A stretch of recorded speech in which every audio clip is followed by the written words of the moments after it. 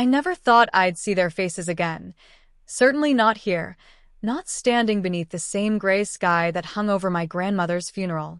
The rain had started as a drizzle, light enough to ignore, but by the time the pastor said her name, it fell harder, like the heavens themselves couldn't hold back. I stood beside the casket in a black silk dress, my fingers wrapped around Grandma Ruth's locket, the one I hadn't taken off since I was 9. The gold was warm against my skin, as if she were still reminding me to stand tall. Then I saw them. My parents. Their silhouettes appeared between umbrellas, older, but still recognizable. My father's once broad shoulders seemed smaller now. My mother's polished smile wavered when our eyes met. For 20 years, they'd been ghosts, no calls, no letters, no explanations. And yet, here they were, paying respects to the woman who'd raised the daughter they'd left behind. A few people turned to watch, whispering. I just stood there, calm, composed, a stranger in their story. My nails pressed against the cool metal of Grandma's ring, steadying my breath. I'd built a life without them. A name. A future. But as they stepped closer, the rain mixing with my tears, I realized something. Closure doesn't come when you're ready. It comes when the past shows up wearing black. And mine just did. I was 9 the night my parents left me on Grandma Ruth's doorstep. It was late, past midnight, and the air smelled like rain and engine oil. I remember clutching my pink duffel bag, stuffed with clothes and one torn teddy bear. Mom wouldn't look at me. Dad kept his hands on the steering wheel, tapping it like the rhythm of guilt. Sweetheart, Mom whispered, her voice shaking. You'll be safer here. Just for a while. I didn't understand what a while meant then. I just knew her perfume smelled like lilacs and goodbye. The car door opened, cold air hitting my face. I stood on the porch, knocking on the old wooden door as the car's headlights faded down the street. No wave. No promise to come back. Just silence. Grandma Ruth opened the door in her nightgown, gray hair pulled into a bun, eyes full of fire and warmth all at once. Oh, baby, she gasped, wrapping me in a wool blanket. You're freezing. Come in. Her house smelled like cinnamon and old books. There were framed photographs everywhere. Memories frozen in time, proof that family could exist, even if mine had just driven away. When I asked where my parents went, Grandma didn't answer. She just handed me a steaming mug of cocoa and said, "Some people don't know how to love the right way, Ellie. But that doesn't mean you're not worth loving." That night, she tucked me into the floral bedspread in the guest room and placed a small gold locket in my palm. "It was your mother's once," she said softly. "Now it's yours. Keep it close and remember, you are more than what they left behind." I remember staring at that locket until my tears dried. I promised myself I'd never cry for them again. The next morning, the sun came through Grandma's lace curtains, and I woke to the smell of pancakes. She was humming in the kitchen like the world hadn't ended. And maybe, in her way, she was teaching me something important. That love doesn't always come from where it should, but when it does come, you hold on to it with both hands. That was the day the little girl they abandoned began to disappear. And the woman I'd become. She started right there, in that small kitchen with the sound of sizzling butter and Grandma Ruth's voice humming me back to life. Grandma Ruth became my world. She was the reason I learned how to stand on my own 2 feet and how to dream past survival. She ran a tiny bakery on the corner of Maple Street, famous for its pies and her sass. Every morning before school, I'd help her roll out dough while she told stories about women who built their own empires when no one believed in them. "Sugar," she'd say, dusting flour on my nose, "the world won't hand you what you deserve. You bake it yourself and serve it hot." After she passed away when I was 17, I thought my world had ended again. The house was quiet in a way that hurt. Bills stacked up. College seemed like a fantasy. I was too proud to beg anyone for help, especially the parents who hadn't even shown up for her funeral back then. So I worked, days at a cafe, nights cleaning offices, weekends selling cupcakes at farmers markets. Somewhere between exhaustion and grief, I found clarity. I loved baking, not just the act of it, but what it meant. Creation, warmth, healing. A customer named Linda Carter, who owned a catering company, noticed me one Saturday. She asked, "You ever think about doing this for real?" I laughed, thinking she was joking. She wasn't. Linda became my mentor, the kind of woman who didn't just give advice. She gave direction. She helped me apply for a small business grant, taught me marketing, even pushed me to take classes in accounting. By 26, I'd opened my own bakery, Ruth's Table, a quiet tribute to the woman who'd saved me. It started as a hole-in-the-wall spot, but people loved it, especially the handwritten notes I left on every box. "You are loved. You are enough." I never posted much about it online. My social media was private, filled with pictures of pies, sunrises, and the occasional cup of coffee. I didn't need validation.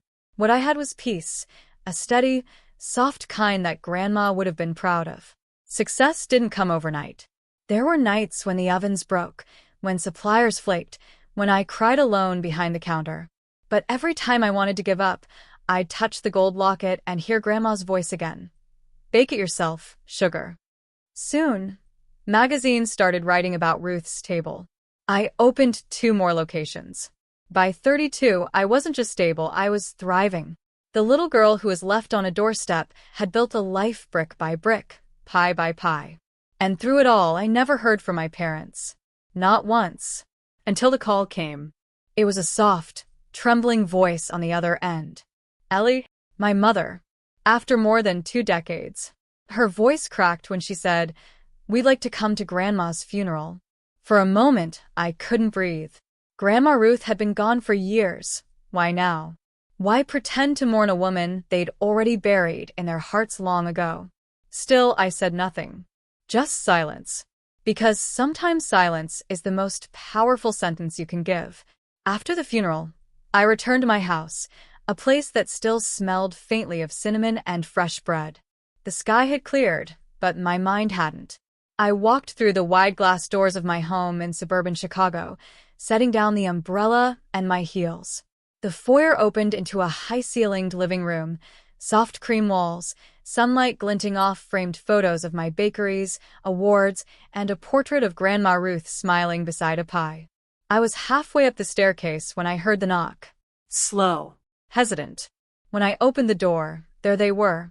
My parents. They looked smaller somehow, fragile. My mother's eyes were red, and my father's hands trembled as he took off his hat. I didn't invite them in right away. I just stood there, arms folded, watching the 2 people who had once driven away without looking back. Finally, I said, "Come in." They stepped inside, their eyes darting across the house, the polished oak floors, the soft music playing in the background, the scent of baked apple and butter lingering from this morning's test batch. My mother's lips parted slightly. "You have a beautiful home," she said softly. "It's one of them," I replied, my voice calm, almost detached. My father blinked. "One of them." I nodded toward a wall filled with framed photographs. "Ruth's Table. That's my bakery chain. We have 4 locations now, soon to be 5. Grandma's recipes, and a few of my own." They stared at me like I'd spoken another language. I could see the shock ripple through them. How quickly they were recalculating who I was versus who they remembered. The girl they left behind had grown into a woman with power. And money. And self-worth they couldn't take credit for. My mother reached out to touch one of the photos, her fingers trembling. "You named it after her." "Of course," I said quietly. "She raised me. She taught me everything that mattered." Silence stretched between us, heavy with years of absence. My father cleared his throat. We made mistakes, Ellie." I almost laughed. "Mistakes? Like forgetting an anniversary, or losing a set of keys. Not abandoning your child on a doorstep." "I'm not here for apologies," I said, steadying my tone. "Grandma deserved your respect, not your guilt." My mother's eyes welled. "We wanted to come sooner. We just didn't know how. Life, it got complicated." "Life always does," I replied. "But Grandma never stopped living hers for me. That's the difference." I walked toward the kitchen, the space that felt most like her, warm, alive, smelling of vanilla and sugar. They followed, hesitant, as I poured 3 cups of coffee. For a moment, we sat at the marble island in silence, like actors unsure of their lines. Then my father said, "Ellie, we're proud of you. You've done well for yourself." That one sentence landed like a spark on dry wood. Proud of me? I looked at them, two people who had chosen freedom over responsibility, and said quietly, "You don't get to be proud. You forfeited that when you drove away." My mother covered her face, crying softly. My father's eyes glistened, but he said nothing. The silence between us was sharper than any argument. Finally, I opened a drawer and pulled out Grandma's will. She left everything to me, her house, her business, her savings. She wanted me to have a future. And I built one. Without you. My voice softened then, not out of pity, but closure. You came back for her funeral. I hope it's because you loved her. But if you came back for me, know that the little girl you left behind doesn't live here anymore. I stood up, my chair scraping lightly against the tile. You're looking at the woman she raised instead. They sat in silence as I turned to leave, the locket warm against my heart. And for the first time in years, I felt free. They came back the next morning. I should have expected it. Regret has a way of knocking twice. When I opened the door, my father stood there holding a bouquet of white lilies, Grandma's favorite. My mother looked smaller than before, her eyes rimmed red, her hands fidgeting with the strap of her purse. "Ellie," she began softly, "we don't expect forgiveness overnight. But we were hoping you'd let us be a part of your life again." I studied them. Two people trying to rewrite a story they'd walked out of decades ago. My instinct was to shut the door, to protect the life I'd built from their sudden need to belong. But then I thought of Grandma Ruth, how she'd always told me that grace isn't weakness, it's strength in high heels. "Come in," I said quietly. We sat in the living room again, this time without the awkward silence. I watched the way my father looked around, noticing the framed photos of community drives, charity events, and the women who lead, award resting on a shelf. My success wasn't just wealth, it was rooted in purpose. Finally, I said, "You want to be part of my life? Then you start by earning it." My father frowned. "What do you mean?" "I mean you don't get to walk back in and pretend the past didn't happen. You want to know me? Then prove that you've changed. Do something that means something." My mother's voice trembled. "What can we do?" I took a breath. Grandma believed in helping people who were lost. There's a women's shelter on the south side, Ruth's Haven. I fund it. They need volunteers, mentors, cooks, drivers. Go there. Every week. Not for me, for her. My father's shoulders slumped, and for once, I saw something real in his eyes. Shame. Understanding. Maybe both. "And there's one more thing," I added, my tone softer but firm. "No more pretending. No more showing up for appearances. If you want to know me, you come as yourselves. No excuses. No lies. I built my life on honesty. Painful, beautiful honesty. I won't trade that for comfort." My mother reached out across the coffee table, her hand trembling. "We'll do it. We'll go. We'll try." I nodded. "Then maybe one day, I'll invite you to one of our community dinners. But until then, start there. Earn your way back." They both looked at me, tears glistening. My father whispered, "You sound just like your grandmother." A small smile tugged at my lips. I know. As they left, I felt no bitterness, just peace. Setting boundaries wasn't revenge, it was self-respect. Grandma had taught me that love without accountability wasn't love at all. I stood by the window as their car pulled away, the lilies they brought resting in a vase by the door. For the first time, I wasn't the abandoned child. I was the one choosing who stayed and who had to earn their place. A few months passed. Autumn swept through Chicago, painting the city gold and rust. Life at Ruth's table carried on, busy mornings, warm laughter, the smell of fresh cinnamon rolls drifting out onto the sidewalk. Customers still left smiling, clutching boxes that carried pieces of my story without ever knowing it. But one crisp Saturday, as I arranged pies in the front window, a familiar voice startled me. "Ellie." I turned, and there they were. My parents. Not dressed in their usual neat, suburban clothes, but in volunteer aprons. Ruth's Haven was printed across the front. My mother's hair was tied back, and her hands were dusted with flour. My father held a tray of donated bread, smiling shyly. "We just dropped these off," he said, setting them on the counter. "The shelter's hosting a bake sale. We thought maybe Grandma would like that." For the first time, I didn't see strangers standing there. I saw two people trying, awkwardly, imperfectly, but sincerely, to be better. I nodded, swallowing the lump in my throat. She would have loved it. They lingered for a moment before my mother whispered, "We've been volunteering every week. It's changing us. Thank you for pushing us to start." I smiled softly. "You did that yourselves." They left soon after, the bell above the door chiming as they stepped into the cold. I stood there for a long time, looking at the empty doorway, feeling something I hadn't felt in years, peace that didn't ache. That evening I drove to the cemetery.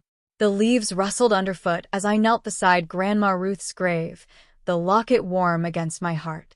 I traced her name with my fingertips, the engraved letters soft with time.